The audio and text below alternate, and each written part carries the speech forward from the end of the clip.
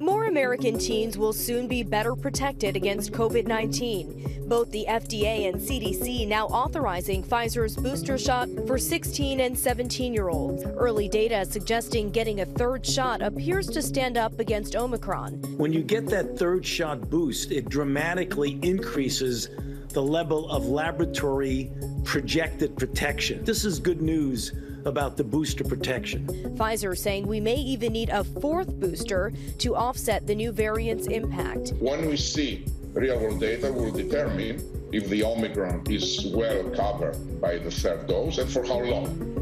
And at a certain point, I think we will need a fourth dose.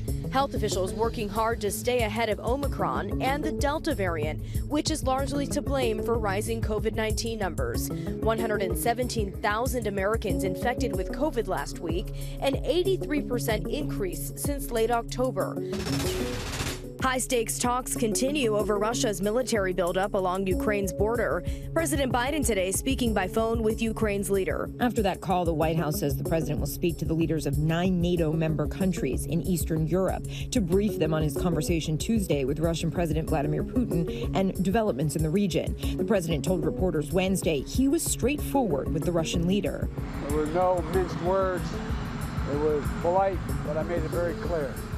If in fact he invades Ukraine, there will be severe consequences. Reality TV star Josh Duggar is now facing up to 40 years in prison and $500,000 in fines. A jury finding the 33-year-old guilty of 2 counts of child pornography in Fayetteville, Arkansas. Duggar was in tears as he was led away in handcuffs. The defense had claimed an expert hacker had remotely downloaded material onto Duggar's computer. The Justice Department says Duggar had altered his hard drive to escape detection from pornography-detecting software. In 2015, TLC canceled its show 19 Kids and Counting, which Duggar starred in, following revelations he molested 4 of his sisters and a babysitter. A lawyer says he plans to appeal.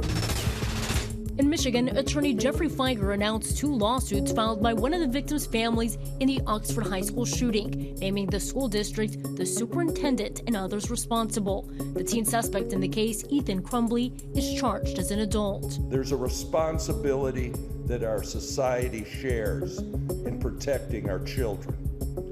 There is a responsibility among teachers, counselors, and school administrators who could easily have prevented and stopped the slaughter.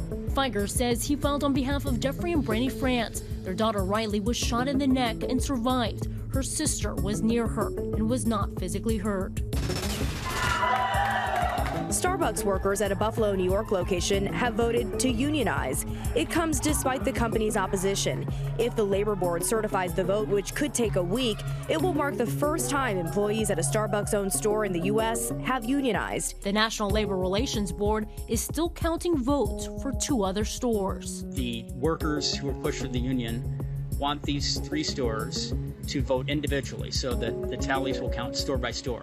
The company actually was asking the NLRB to open it up to the workers of all 20 stores in the area and to count all those votes as one. But in the end, the NLRB sided with the union's approach on this.